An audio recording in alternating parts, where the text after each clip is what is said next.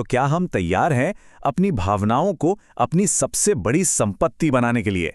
आज हम ठीक यही समझने वाले हैं कि कैसे अपने इमोशंस को काबू में करके उन्हें अपनी सबसे बड़ी ताकत में बदला जाए।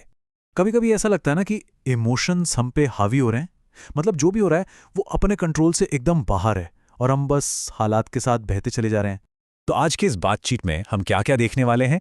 सबसे पहले इस इमोशनल चैलेंज को समझेंगे, फिर कंट्रोल के पीछे का सिद्धांत क्या है वो जानेंगे, 3 बहुत जरूरी तरीकों पर बात होगी, पर्सपेक्टिव यानी नजरिए की ताकत को देखेंगे, और हाँ, आखिर में ये भी समझेंगे कि इन सबको अपनी जिंदगी में उतारना कैसे है।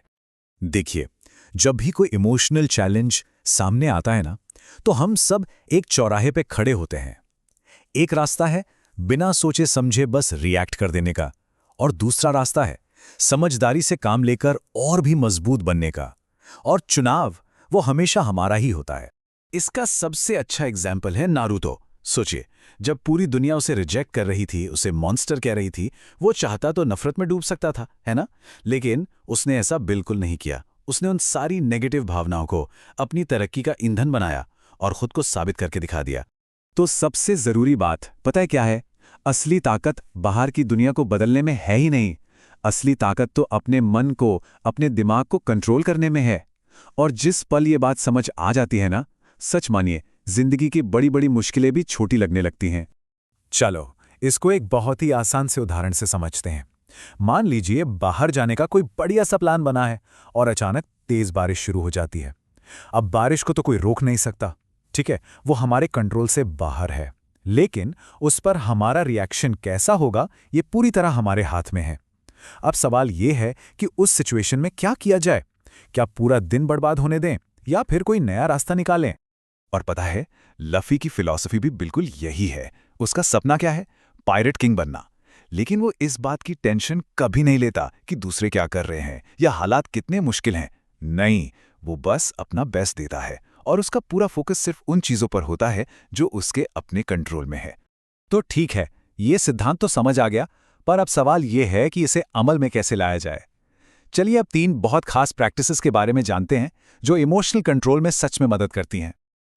ये 3 स्टेप्स बहुत सिंपल हैं। रुको, समझो और बदलो। बस ये 3 कदम हमें बिना सोचे समझे रिएक्ट करने से बचाकर एक सोची समझी कार्रवाई की तरफ ले जाते हैं।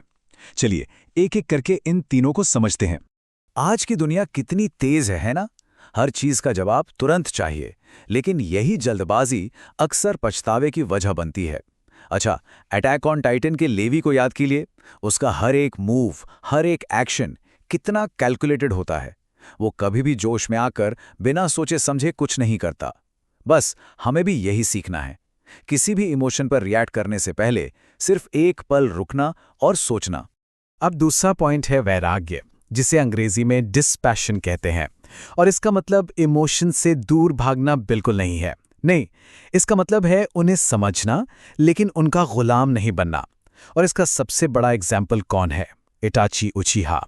उसकी फीलिंग्स तो यही कह ली थीं कि वो अपने कबीले के साथ रहे, लेकिन उसने लॉजिक और बड़ी पिक्चर को देखकर एक बहुत ही मुश्किल पर सही फैसला लिया। जिंदगी है तो मुश्किलें तो आएंगी ही, ये तो तय है, पर अब ये हम पर है कि हम हार मानकर बैठ जाएं या उन्हें आगे बढ़ने के लिए एक सीढ़ी बना लें। माई हीरो अकेडमिया के इज़ुको मिडोरिया को ही देख लीजिए। जब उसके पास कोई पावर नहीं थी तो वो चाहता तो निराश हो सकता था, लेकिन उसने उस चैलेंज को एक मौके में बदला, इतनी मेहनत की और एक सच्चा हीरो बनकर दिखाया। याद रखिए, हर मुश्किल अपने साथ एक सबक लेकर आती है। पता है, कभी कभी अपनी इमोशनल स्टेट को बदलने के लिए हमें कुछ बड़ा करने की जरूरत नहीं होती। सिर्फ अपना नजरिया, अपना पर्सपेक्टिव बदलना ही काफी होता है। चलिए देखते हैं कैसे। तो जब भी कोई छोटी मोटी बात परेशान करे ना, तो बस खुद से एक सवाल पूछना है। कोई मजाक हो, किसी ने कुछ कह दिया हो, या बस एक खराब दिन गुजरा हो, बस ये सोचिए, क्या ये बात 2 साल बाद भी इतनी ही मायने रखेगी? ज्यादातर केसेस में जवाब होगा नहीं। बिल्कुल ड्रैगन बॉल जी के गोहान की तरह, जिसने लोगों की बातों पर ध्यान ना देकर अपने फ्यूचर पर फोकस किया। तो ये हैं वो 2 बहुत ही पावरफुल माइंडसेट शिफ्ट्स। पहला, वो 2 साल वाला सवाल जो छोटी मोटी परेशानियों को उनकी सही जगह दिखा देता है, और दूसरा है ग्रैटिट्यूड, यानी शुक्रगुजार होना। मतलब उन चीजों पर ध्यान देना जो हमारे पास हैं, बजाय उनके जो नहीं हैं। ये हमारा फोकस कमी से हटाकर जो है उस पर ले आता है, उन चीज़ों पर जिनकी हम अक्सर कद्र करना भूल जाते हैं। सिर्फ जान लेना या समझ लेना काफी नहीं होता, असली काम है उसे अपनी आदत बनाना।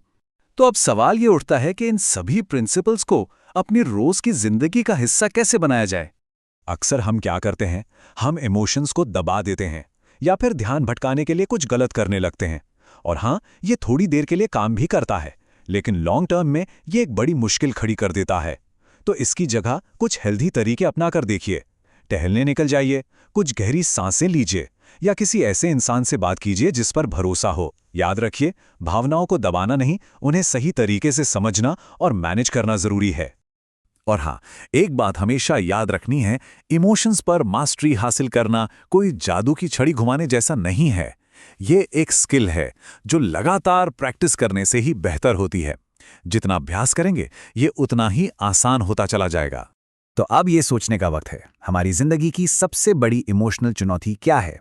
और आज हमने जिन प्रिंसिपल्स पर बात की, उनमें से कौन सा एक है जिसे आज से ही अपनाना शुरू किया जा सकता है? चलिए, इस सफर की शुरुआत आज से ही करते हैं।